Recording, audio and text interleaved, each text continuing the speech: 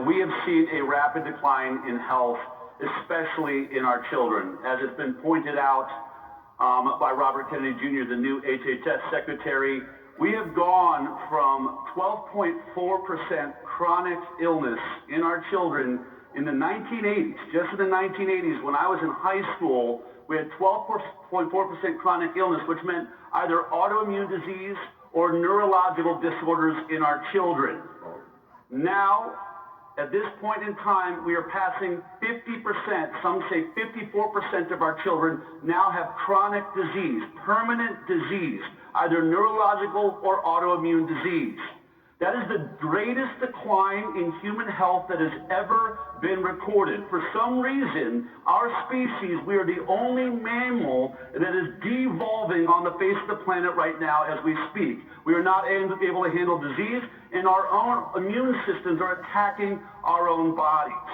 We've watched depression rising in our girls by 95%.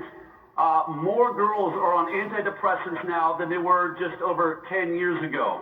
Roughly 10% of our teenage girls are on antidepressant drugs.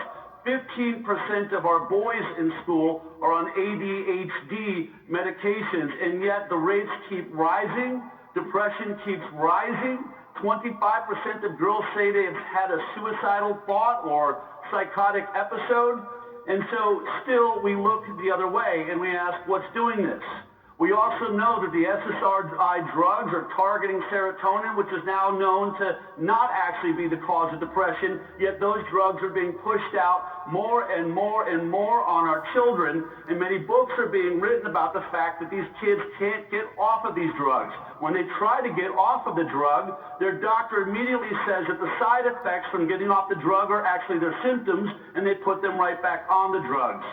And so now we're looking at a generation of kids that are growing up without a silver day in their lives. It is estimated that boys born in 2019, 48% of their life will be on a pharmaceutical drug, at least one.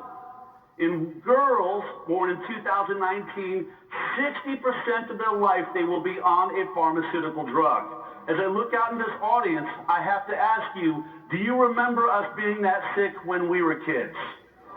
Do you remember the peanut allergies? Do you remember the depression? Did you remember our inability to sit still in class? Something is happening.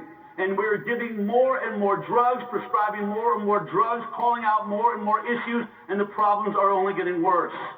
Cancer in our children is up 40% since 1975, 40%. And now we are seeing commercials about heart attacks in children, saying you must recognize that a 6-year-old girl can collapse on a soccer field with a heart attack. You should be aware of this. There's an EpiPen in every single class because of anaphylactic reactions, things that never existed when we were kids. I would like to pose to you that there are many things that could be causing this, many environmental toxins, one of them being a vaccine program that starts at day one of life. We have decided, the pharmaceutical industry has decided that giving a hepatitis B vaccine to a day one old baby is mandatory in the United States of America. This is a sexually transmitted disease you can only get sharing heroin needles or sleeping with prostitutes, yet we force mothers to give this to their day one old baby. Even after we test them, whether they're positive for hepatitis B or not. And only 0.5% of births is the mother positive. So 99.5% of our babies are receiving a vaccine they do not need on day one of life. And I would like to say that that priming and the 72 to 90 vaccines we're giving to our children by the time they're 18, more than any of you in the audience ever received, is leading to this chronic disease epidemic. Thank you very much.